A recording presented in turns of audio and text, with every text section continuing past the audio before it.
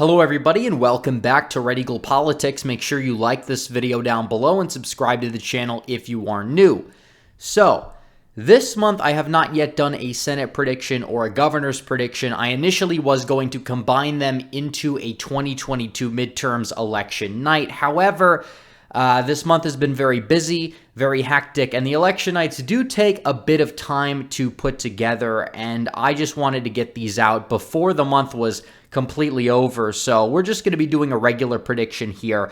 And there's been a lot of movement in the polls in the generic ballot. You know, a couple of months ago, Republicans were up in the polls like 2-3% or so. And even then we said, okay, they're underestimating Republicans. And then now we're looking at the polls for the generic ballot in 2022.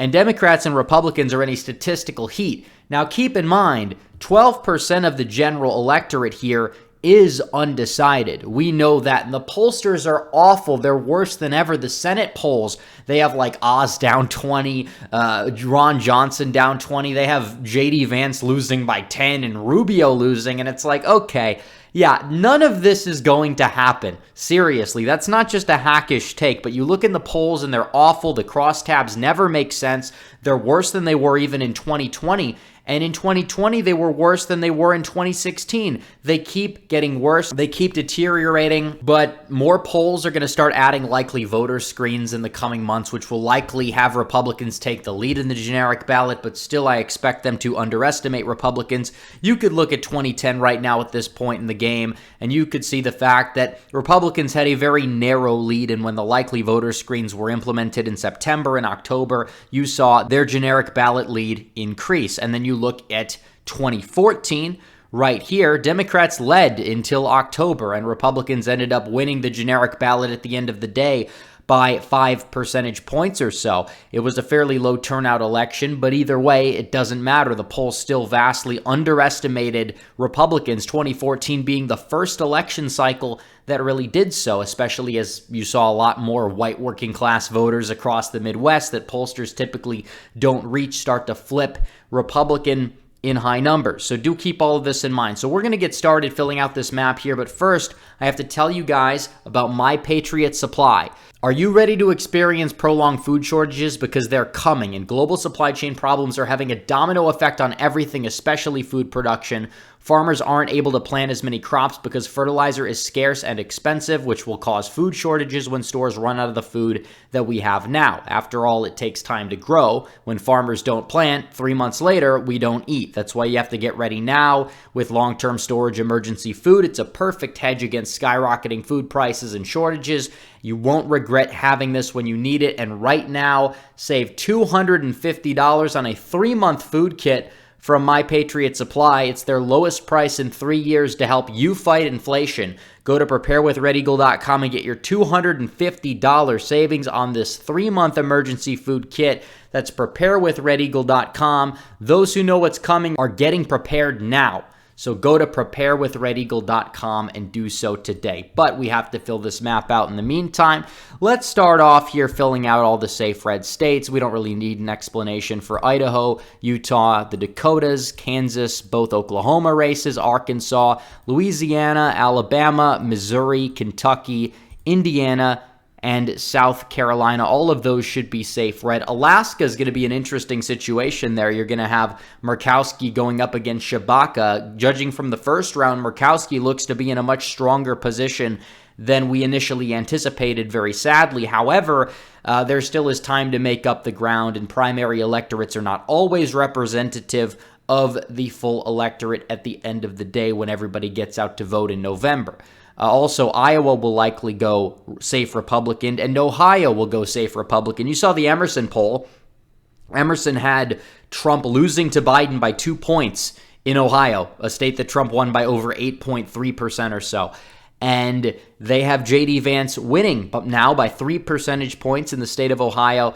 It just shows the polls are going to be off vastly once again. And I believe in Florida, Marco Rubio, not the biggest fan of the guy, but I think that he'll win by a safe margin at the end of the day. So Republicans are going to have 47 Senate seats out of the gate. Democrats, let's fill out their safe states: California, Oregon, Illinois, Maryland, Connecticut, Vermont, and the state of New York, and Hawaii. Can't forget Hawaii.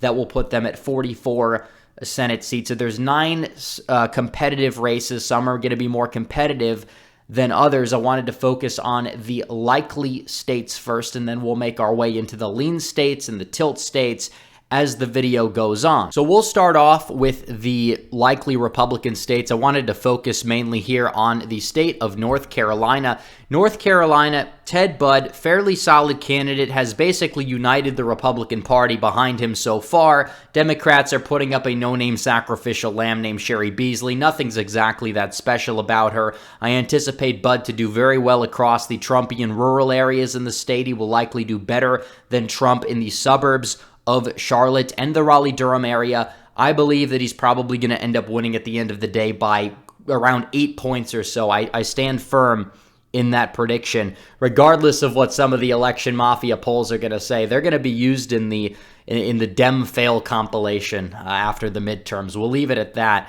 I also want to put the state of Wisconsin in the likely Republican column. Even looking at the primary turnout in Wisconsin, you could see that Ron Johnson was in fairly good standing across the entire state. The WOW counties will likely do better than Trump in the WOW counties. He'll likely match his margin, if not outperform his margin in a lot of the rural counties. He's united the GOP base in the state. He'll do better in the driftless area than he did in 2016 when he won by like 4. I think he's going to win by close to 8 or 9 against Mandela Barnes, who is altogether a very far-left individual, had a lot of anti-American remarks that he said on the 4th of July, basically called America's founding evil. It's not going to play out well across the rural Midwest for sure. I think Wisconsin is going to go likely Republican. And in terms of the likely Democrat states, we have the state of Washington. Tiffany Smiley is not a bad candidate for the Republicans. She's not running a bad campaign in terms of her ability to do well in the state of Washington, especially at a race for a federal office. Definitely statewide, Republicans tend to do better in the Pacific Northwest than they do in terms of nationwide elections. But either way, Seattle's still too big. The primary data can't fully go off of that, but it was a jungle primary. It seems as if Murray is in good enough position to win by at least 5. We're going to put this one as likely Democrat for now. And also the state of Colorado. This one could have been lean. I don't believe that Joe O'Dea is really running the best campaign altogether. He's running a campaign that's supposed to appeal to the Denver suburbanites, but is it really going to work? I mean, these people have turned away from the Republican Party so much. I think it'll be closer than the presidential election in 2020, obviously, because it's likely still going to be a red wave year in my opinion, but he's alienating the Trump base. He's running this never Trumper campaign. You'll probably see a higher third-party turnout as a result. I think that he'll end up losing to Bennett by around, 5 to 6 points or so at the end of the day. So Colorado will keep that one as likely blue. So we have 5 races across the country. We are going to go through the lean R races first, and the first one on this list is Pennsylvania.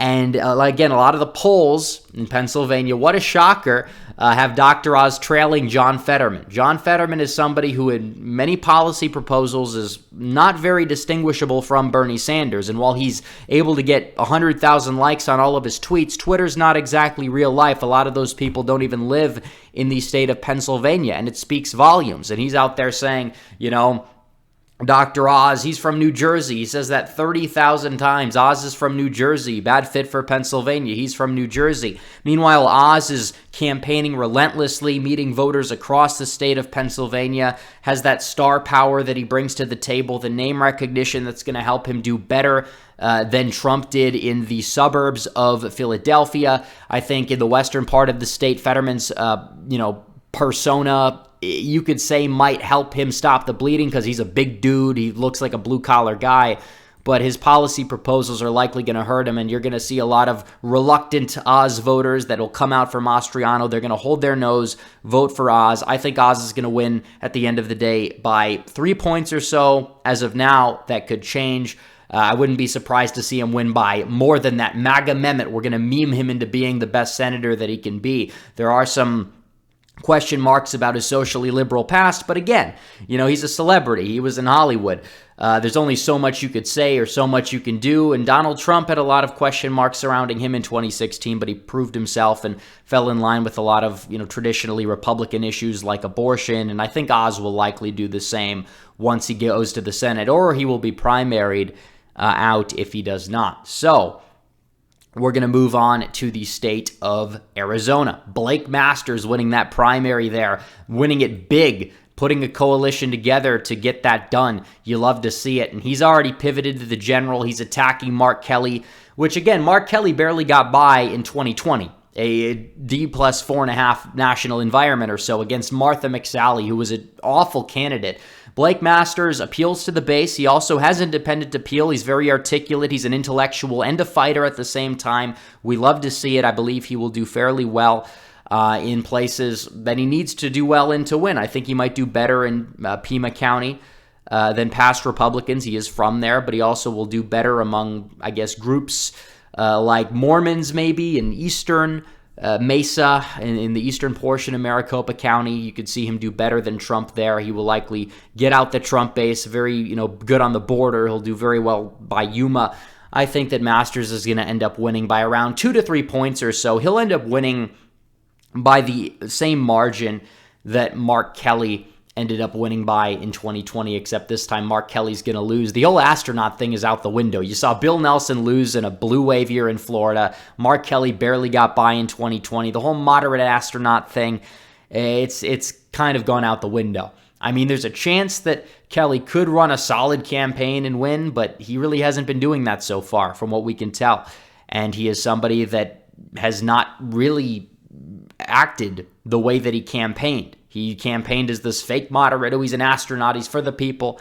And Ellie Sinema will try and, keep up her optics with a lot of the independents and try to swindle them into supporting her, to say that she's not that bad.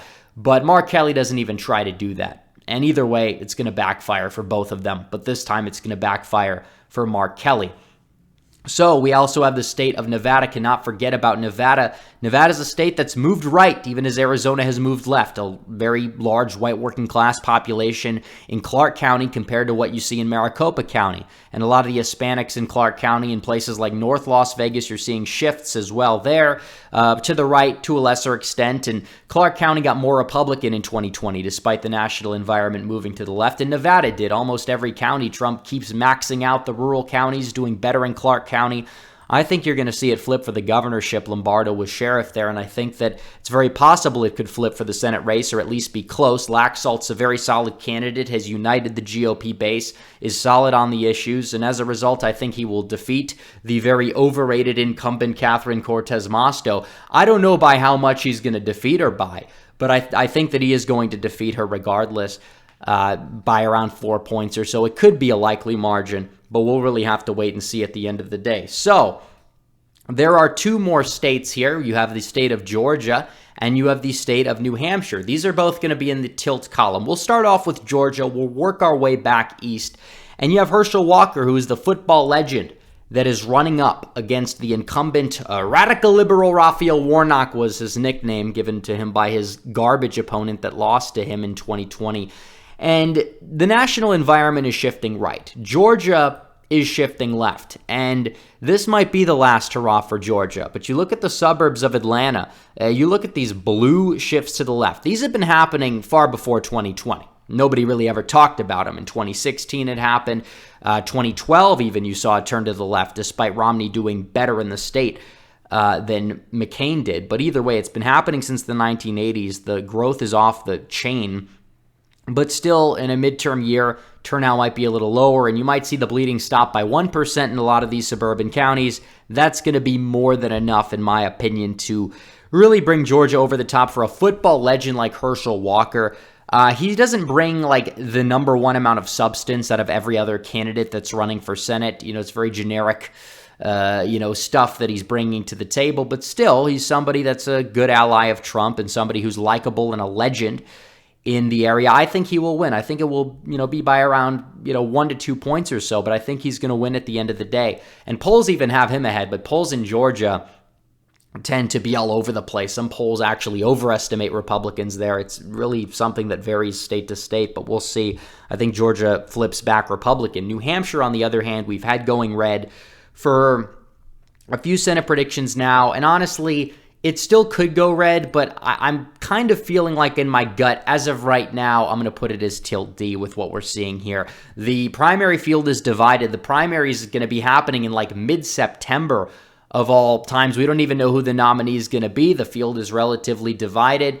I mean, it is true that Maggie Hassan's approval rating is not super high. In fact, it's not really that high at all, but still a lot of funding. You're going to have to overcome that. It's still possible Republicans win it at the end of the day, but the enthusiasm of Republicans in the state based off of how the New Hampshire Republicans keep screwing the base over with Sununu in there is dipping.